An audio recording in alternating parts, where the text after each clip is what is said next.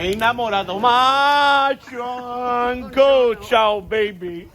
Che fretta c'era, maledetta primavera, ciao core.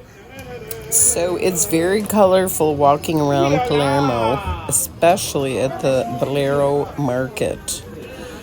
Oh my gosh. Go early because it's pretty dramatic. And prices for produce are low and everything is fresh. Oh my God. It's highly entertaining.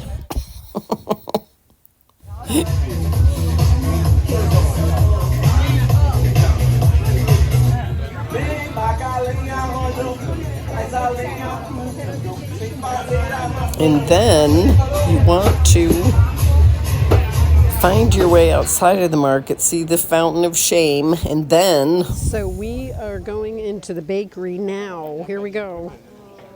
This is a very famous bakery.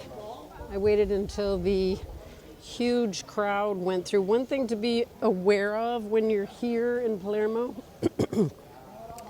starting in April, all of the 30, 40, and 50 person groups start coming. So if you like a slow, quiet experience, come in the winter. Caserta.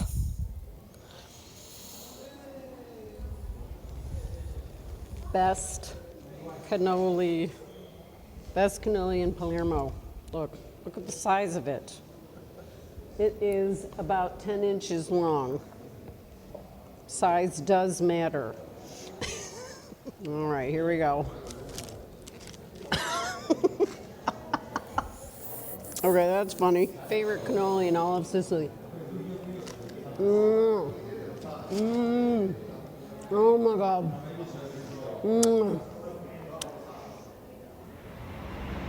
And you want to take time to look at the architecture and just walk around and see the historic center, have something to eat.